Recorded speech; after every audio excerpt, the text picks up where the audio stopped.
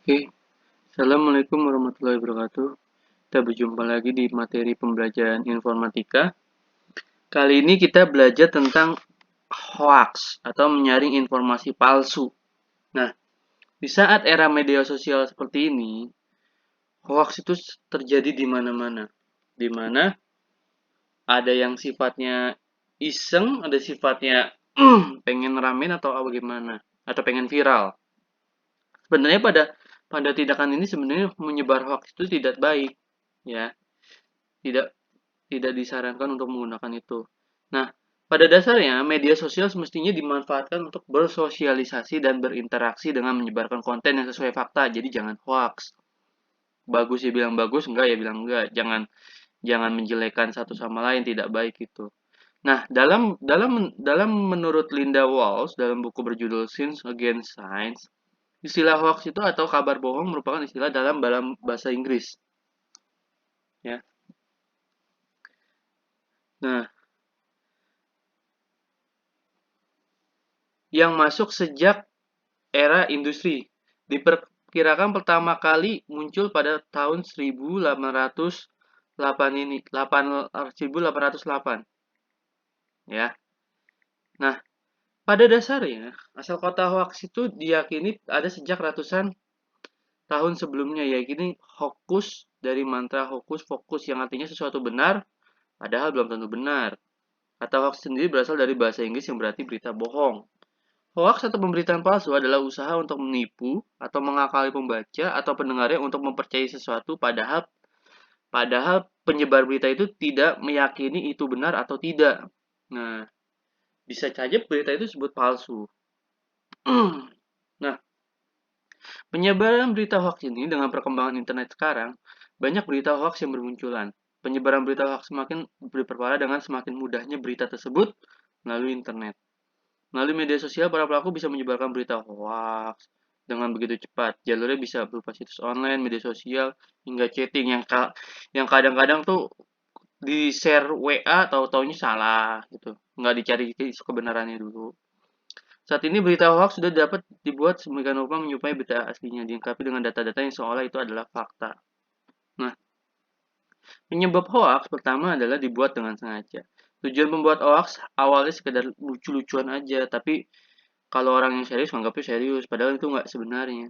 Banyak orang yang merasa hebat kalau jadi yang pertama menyebarkan informasi. Jadi kalau kita nge-share, "Wow, saya orang yang pertama loh." Itu banyak yang pengen gitu. Orang yang tanpa dicari tahu kebenarannya. Jadi kalau dapat informasi dicari tahu dulu ya kebenarannya ya. Ciri-ciri berita hoax adalah sumber berita kurang bisa dipercaya. Foto dan video dalam berita merupakan rekayasa atau editan. Biasanya mengandung unsur politik atau sara, menggunakan kalimat provokatif, sering mendapat komentar negatif, namun di sisi lain juga ada yang percaya berita tersebut. Nah, terkadang berita hoax itu mirip-mirip, tapi tidak selamanya benar. Makanya dicari informasinya terlebih dahulu. Nah, dampak berita hoax bisa dibuat demi tujuan keuntungan pribadi. Misalnya, makanan si A, sangat enak ya. Orang pada berbondong-bondong datang ke situ padahal biasa aja. Berita hoax juga membawa dampak yang kurang lebih sama dengan fitnah. Nah, ini misalnya bukan bukan bukan orang bukan apa namanya bukan sebenarnya dituduh-tuduh jadinya fitnah tidak baik. Berita hoax bisa menjadi awal keributan dan kebencian. Nah, yang tadinya baik-baik karena disebarkan berita bohong akhirnya menjadi ribut atau benci. Peraturan undang-undang tentang hoax artinya pada di situ bisa terancam pasal 28 ayat 1 di mana undang-undang informasi tersebut dalam transaksi elektronik di mana disebutkan setiap orang dengan sengaja atau tanpa hal menyebarkan berita bohong menyesatkan ancamannya bisa terkena pidana maksimal 6 tahun dan denda maksimal 1 miliar. Wah, sangat luar biasa berarti ya. Jadi jangan sekali-kali menyebar berita hoax. Nah, di sini juga ada lagi di Undang-Undang Nomor 11 Tahun 2008 Pasal 28 yang pertama mengambilkan kerugian konsumen, yang kedua menyebarkan informasi yang tidak benar.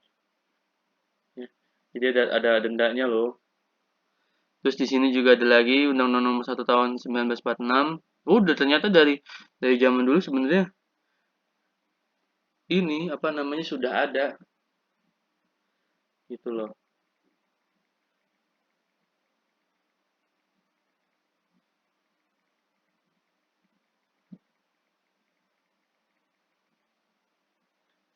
Nah, di pasal 15 juga ada, barang siapa yang menyebarkan hoax, kabar yang tidak pasti, akan mendapatkan hukuman penjara tinggi. Jadi dari zaman dahulu juga ada ya.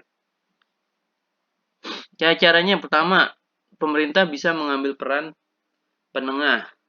Pemerintah bisa melakukan pendekatan bekerjasama dengan Google untuk ngeblokir. Pemerintah bisa membuat situs-situs yang aplikasi yang bisa menjelaskan pada masyarakat, artinya klarifikasi ya. Nah, seperti itu. Jadi, jadi cukup sampai di sini aja materi tentang hoax kali ini. Jika ada pertanyaan bisa di kolom komentar, bisa ada salah kata. Kalau saya ada salah kata, mohon maaf. Wabillahi taufiq walhidayah. Wassalamualaikum warahmatullahi wabarakatuh.